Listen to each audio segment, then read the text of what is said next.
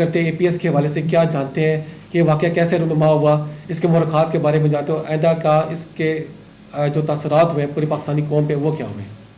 سب سے پہلے چوہی صاحب سے بات کرتے ہیں. صاحب چوہی صاحب, چوہی صاحب ایک ایسا واقعہ پوری پاکستانی قوم کو جس کو درد میں مبتلا کر دیا. جی بالکل.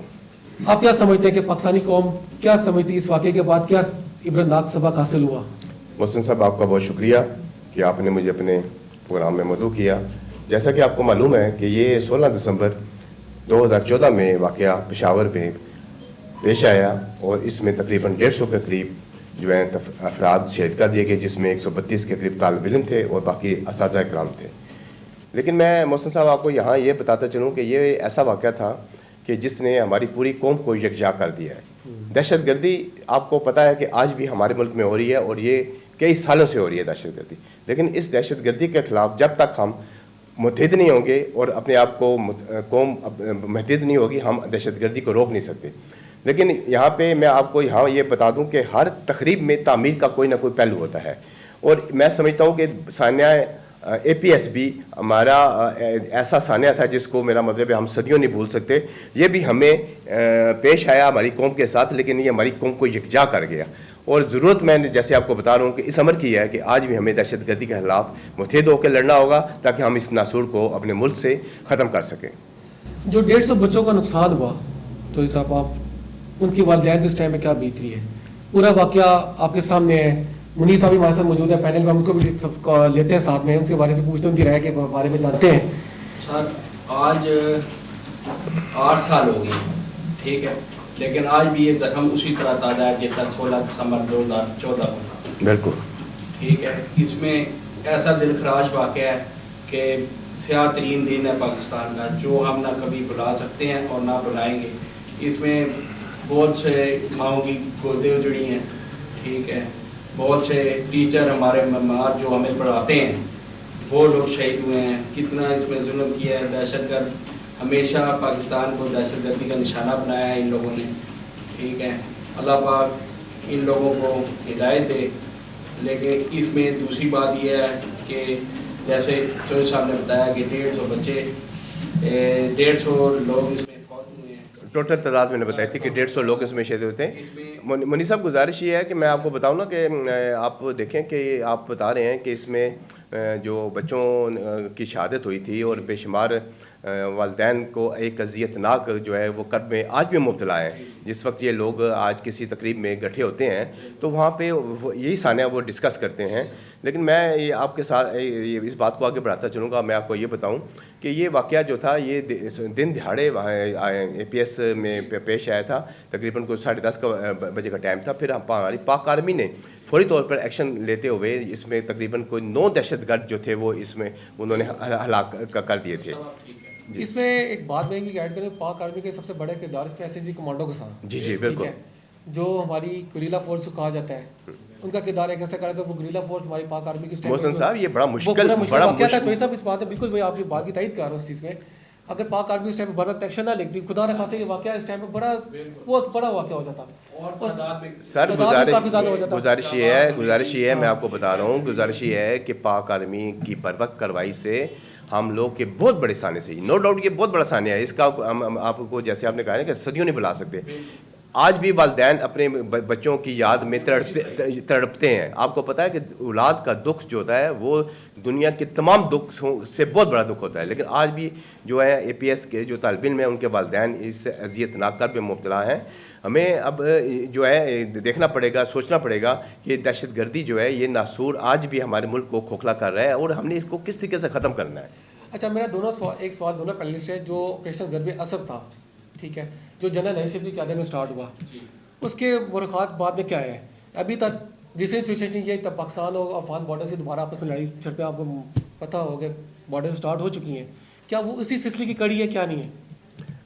محسن صاحب ضرب عضب میں جو تھا, آپ اس واقعے کے بعد آپ کو پتہ ہے کہ ایک مہم تھی جو پاک آرمی نے شروع کی تھی دہشت گردوں کو ختم کرنے کے لیے, اور اس کے بعد بھی کئی ایسی مہم جو ہیں پاک آرمی کی طرف سے آتی رہتی ہیں.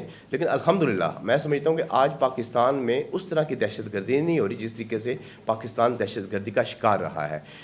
آپ کو یاد ہوگا اچھی طرح کہ ہر دوسرے تیسرے دن کوئی نہ کوئی بم بلاسٹ, किसी न किसी बिल्डिंग में, आपको याद होगा कि GHQ तक हमारा जो था वो महफूज नहीं रहा, दहशत गर्द हमारे गेट के पास आ गए थे जी। मैं ये बता रहा हूँ ना आपको, मैं यही बता रहा हूँ कि इस वक्त दहशत गर्दी हमारे मुल्क में इतनी बढ़ चुकी थी, पाक आर्मी ने, मैं समझता हूँ कि उन्होंने बहुत बड़ा जहाद किया है, जहाद करने के अलावा पाकिस्तानी कौम ने भी उनका भरपूर साथ दिया है, तब जाके हम इस दहशत गर्दी पर काबू पा सके हैं। और हमें आइंदा भी जो है अपने अंदर इत्तेहाद, तंजीम और ईमान की जो कुव्वत है उसको बरकरार रखना होगा। उन्नीस साहब आप क्या कहते हैं इस वाले से? सर जैसे चौधरी साहब ने कहा ये बिल्कुल ठीक है कि इस वाक़े के बाद ये हमारी कौम मुत्तहिद हुई है और फ़ौज ने और कौम ने मिल के दहशत गर्दी का मुकाबला किया है। इसमें फ़ौज का बहुत बड़ा किरदार है जिन्होंने अमन पैदा किया है, ठीक है। और इस नतीजे में अभी पाकिस्तान में बहुत ज़्यादा दहशत गर्दी कम हो गई है। और यह है कि हम इसमें 114 लोग ज़ख्मी भी हुए थे इस वाक़े में। बिल्कुल। अच्छा, दूसरा चॉइस है मेरा आपसे एक सवाल आता है कि जिस तरह कि करंट सिचुएशन में से हालात चल रहे हैं कि जो अफगान बॉर्डर पे पाकिस्तान की हकीकत चल रही है इस टाइम पे, तो टेंशन क्रिएट हुई है, क्या वो इसी मुहिम जो एक हिस्सा है या आप उसको रिलेट करते हैं डिफरेंस नहीं रिलेट? नहीं, देखें, मैं आपको मोहसिन साहब बात ये बताऊं कि दहशत गर्दी जो है आपके मुल्क के अंदर आपके जो हो रही है, चाहे ये इसको मेरा मतलब है कि APS का वाक़या हो या GHQ का वाक़या हो या किसी भी आपके सूबे में दहशत गर्दी का वाक़या होता है, तो उसके पीछे जो है वो कुछ मुहर्रिकात देखने पड़ते हैं। मैं समझता हूँ कि हमारी जो मुल्क में दहशत गर्दी हो रही है, इसमें जो हमारा हमसाया मुल्क है इंडिया, उसका बहुत बड़ा किरदार है। वो हमारे मुल्क में नहीं चाहता कि अमन व ईमान जहाँ पे बरकरार हो, और वो चाहता है कि ये मुल्क किसी तरीके से भी जो है ना ये यहाँ पे अमन अमान बरकरार ना हो और ये मुल्क जो है वो टूट फूट का शिकार हो जाए। लेकिन अल्हम्दुलिल्लाह हम मुसलमान हैं, हमारा जज्बा जो है ईमानी जो है वो अल्लाह की मेहरबानी से ज़िंदा है और हम ज़िंदा कौम है। और हमने इंशाल्लाह दहशत गर्दी का पहले भी मुकाबला किया और अब भी इंशाल्लाह हर किस्म की दहशत गर्दी, चाहे वो अंदरूनी हो या बैरूनी हो, हम इसको रोकने की सलाहियत भी रखते हैं। और पाक आर्मी ने जो हमारी इस वक्त दुनिया की बेहतरीन फ़ौज को माना जाता है, वो इंशाल्लाह किसी भी मुकाम पर खड़ी हो जाती है तो वो उसका सफाया करके दम लेती है। अच्छा, मेरा सवाल मुनीब साहब से एक आता है कि पॉलिटिकल जो वर्कर्स हैं इस टाइम पे, जितनी पॉलिटिकल पार्टीज़ हैं, उन्होंने गालिबान एक करारदाद भी मंजूर कराई थी एहसानी APS के हवाले से, ठीक है। उस करारदाद में जो उन्होंने कहा जी कि APS के हवाले से इसको बाकायदा तौर पर जुडिशरी तहकीकात करवाई जाए सारा उस हवाले से। तो मेरा दोनों पैनलिस्ट से सवाल है कि ये जो जुडिशरी तहकीकात थी वो कहाँ तक, उसका क्या लायमल हुआ? एक वाक़या को तो हमने कर दिया, दहशतगर्द मारे गए, जनरल रैशी भी क़यादत में मारे गए, मगर उसका वो एक इम्पैक्ट खास नज़र नहीं आ रहा जी। वो इसके लिए बड़ी देर से मैं आपको बताऊं मोहसिन साहब कि आपका ये क्वेश्चन बड़ा अच्छा है कि जुडिशल इंक्वायरी जो थी ये फौरी तौर पे हो जानी चाहिए थी, लेकिन यहाँ पे भी हमारे अंदर कुछ इख्तलाफात की वजह से जुडिशल इंक्वायरी देर से शुरू हुई। अभी तक भी उसके ऊपर केस जो हैं वो चल रहे हैं, सुप्रीम कोर्ट में भी इसका केस पेंडिंग पड़ा हुआ है। इसके मतलब कोई वाज़िया जो है वो फैसला अभी तक नहीं आ सका। बाकी जो दहशतगर्द उसके मामले के अंदर मुलव्वस थे वो तमाम पाक फ़ौज ने कार्रवाई करके हलाक कर दिए थे, लेकिन इन दहशतगर्दों के पीछे क्या मुहर्रिकात थे और मास्टरमाइंड लोग कौन थे वो अभी तक जो है ना पसे पर्दा हैं और उनको हमने बेनकाब करना है। मैं समझता हूँ कि जब तक आप मुल्ज़िमों को पकड़ कर कैफ़े किरदार तक नहीं पहुँचाएंगे उस वक्त तक आपके मुल्क में अमन और अमान कायम नहीं हो सकता। सब आप ही कह रहे हैं इस वाले से? सर जो सब सही कह रहे हैं, मैं इनकी बात से इत्तेफाक करता हूँ। दूसरी बात यह है कि पाकिस्तान की हिस्ट्री में ये देखा गया है कोई भी मामला हो, कोई भी सानिया हुआ हो पाकिस्तान में, लेकिन जब भी कोई कमीशन ये ऐसे बनता है तो वो लिंगर ऑन ही करते हैं, उसका जो है कोई भी सरोकार या रिजल्ट जल्दी नहीं निकलता है। जब ये पाकिस्तान की हिस्ट्री है कि जब भी कोई कमीशन या ऐसी चीज़ बन गई है तो आप समझे कि वो मामला डिले हो गया। आप देखें इस वाक़े को 8 साल हो गए, लेकिन असल महरिकात, असल इस वाक़े के जो मास्टरमाइंड थे वो अभी तक गिरफ्तार नहीं हुए। बाकी पर वक्त कोशिश करती है फ़ौज ने, वो 7 दहशतगर्द जिन्होंने भी जितने हमला किया था उनको उन्होंने जहन्नुम वासिल कर दिया। लेकिन पाकिस्तान की हिस्ट्री और एक अलमिया है कि जिस मामले पे भी कोई भी सानिया पाकिस्तान में हो जाए, इसके अंदर कभी भी जब कमीशन बना है किसी मामले में भी तो वह लिंगर ऑन होता है, उसका कोई सरोकार यानी कमीशन आप ये कहना चाह रहे हैं कि कोई ताल्लुक ही नहीं बनता है साहब, यानी कि अगर वो ताल्लुक वास्ता देखा जाए तो वो मुझे लगता है कि वो पॉलिटिकली भी वो चीज़ें उसी सिनेरियो में चली जाती हैं। कमीशन भी बनते हैं, जुडिशल इंक्वायरीज भी होती हैं, लेकिन मैं आपको यहाँ पे एक और बात ऐड करता जाऊँ कि इस वाक़े के बाद जो ना हमारा नेशनल एक्शन प्लान जो था वो भी बना था। नेशनल एक्शन प्लान आपके इम्प्लीमेंट हुआ था, मगर वो एक्शन प्लान वो उस वक्त जो आपकी गवर्नमेंट थी वो मियाँ नवाज शरीफ साहब की गवर्नमेंट थी और आपके वज़ीर दाखिला जो थे वो निसार अली खान साहब थे। मैं आपको ये बताऊँ, आपको याद होगा अच्छी तरह कि जब ये वाक़या हुआ था उस वक्त इमरान खान साहब ने डी चौक में धरना दिया हुआ था, और वो धरना उस वक्त इतना अजाब बना हुआ था लोगों के लिए कि वो किसी तरीके से चाह रहे थे कि हम इससे जान छुड़ा सकें, लेकिन इमरान खान साहब ने कौम के मफाद के लिए और जिस वाक़े को सामने रखते हुए इस धरने को ख़त्म करने का ऐलान किया था। ये भी बहुत बड़ा तारीखी रिलेट करते हैं, दोनों पैनलिस्ट भी करते हैं जबकि इमरान खान के धरने को आप उसके वाक़े से रिलेट करते हैं कि अगर इमरान खान का खुदा न खासा का ये वाक़या ना होता तो इमरान खान का धरना कंटिन्यू रहता वहाँ पर। हाँ जी, वो बिल्कुल कंटिन्यू रहता है। इमरान खान साहब वो धरना इमरान खान साहब वो धरना बिल्कुल ख़त्म करने के हक़ में नहीं थे, लेकिन उन्होंने ये वाक़या जो हुआ था पाकिस्तान की तारीख का बहुत बड़ा खूनी वाक़या था, और इसमें मासूम जानें जो थी वो हमारी जो हैं वो हलाक कर देंगी, शहादत उनको नसीब हुई, लेकिन इमरान खान साहब ने वो धरना ख़त्म कर दिया था, और जिसकी वजह से हमारे मुल्क के अंदर मैं समझता हूँ कि कौम यकजा हो गई थी, मुत्तहिद हो गई थी, और आज भी हमें ज़रूरत समझ की है कि हमें वो इत्तेहाद अपने पैदा करना होगा। 7 साल वाक़े को गुजर चुके हैं, इस वाक़े को 8 साल हो चुके, 8 साल इस वाक़े को गुजर चुके हैं। 8 साल में कितने अभी उसके ऊपर ऐसे वाक़यात हुए हैं जिसमें एक मेन मसला अभी अशस्सी वाक़या हुआ है, जिसमें वही बात है जिस तरह आपने बात की जुडिशल इंक्वायरी बिठाई गई, अभी तक इनका कोई अता पता, इमरान खान साहब पे कातलाना हमला हुआ, क्या वाक़े सारे अभी तक आप उस किस सिनेरियो को रिलेट करते हैं? क्या अभी तक इनका प्रॉपर्ली कोई हल क्यों नहीं निकल पा रहा पाकिस्तान? क्या पाकिस्तान में एक आम बंदे को इंसाफ मिल सकता है? एक आम आदमी इंसाफ के दरवाजे पे जाके खटखटा सकता है कि एक आम आदमी, देखा जाए तो एक आम आदमी के लिए एक कचहरी में बंदा जाता है, थाने कचहरी में चक्कर लगा लेकर इंसाफ की दस्तखत देता रहता है, क्या उसको इंसाफ मिल जाए? क्या बड़ों को इंसाफ नहीं मिल पा रहा? तो यहाँ पर आप किस सिनेरियो में आते हैं? मोहसिन साहब, मैं आपको ये बात बताऊँ, जैसा कि आपने प्रोग्राम शुरू करने से पहले कहा था कि आज 16 दिसंबर है और आज के दिन APS पेशावर में जो वाक़या हुआ था, APS पेशावर में जो वाक़या हुआ था वह जो बच्चे वहाँ पे शहीद हो गए थे, आज भी उनके वालिदैन इंसाफ के लिए मुख्तलिफ़ जगहों के वो दरवाज़े खटखटा रहे हैं, लेकिन उनको अभी तक इंसाफ नहीं मिल सका।